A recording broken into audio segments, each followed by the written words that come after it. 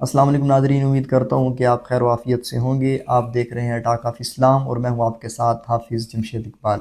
سلامتی ہو ان آنکھوں پر جو دیدار مصطفیٰ کی طلب رکھتی ہیں، اور سلامتی ہو ان کانوں پر جو صدائے حق سننے کے منتظر رہتے ہیں۔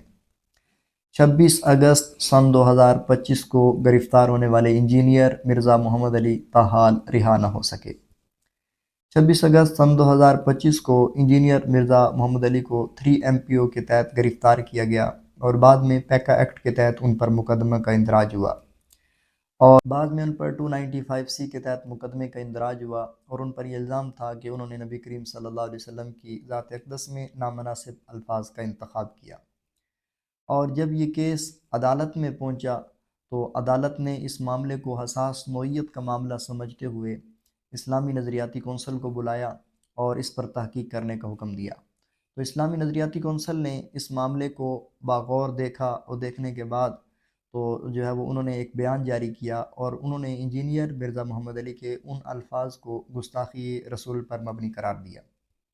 تو ناظرین، بتایا یہ جا رہا ہے کہ اس کیس میں TLP کی جانب سے بھی بہت زیادہ دباؤ تھا، اور ثانیہ مرید کے بعد حکومت نے TLP کو بین کر دیا۔ تو جب TLP بین ہوئی تو انجینئر مرزا محمد علی کے وکلاء نے اس وقت کو غنیمت سمجھتے ہوئے انہوں نے درخواست ضمانت دائر کی۔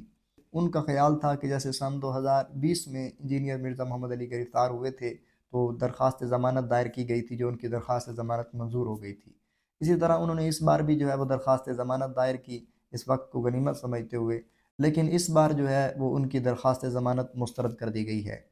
ان کی درخواست ضمانت آج یہ کیوں مسترد کی گئی ہے؟ تو بعض لوگوں کا یہ کہنا ہے کہ چونکہ ابھی اس کیس میں بہت سارے معاملات کو دیکھنا بھی باقی ہے، تو اس لیے ان کی درخواست ضمانت کو آج مسترد کر دیا گیا، اور ابھی یہ کیس ختم نہیں ہوا، عدالت جو ہے وہ اس پر مزید تحقیق کرے گی، اور آئندہ جو ہے وہ پیشیوں میں جو ہے وہ اس کا کوئی لائحہ عمل سامنے آئے گا۔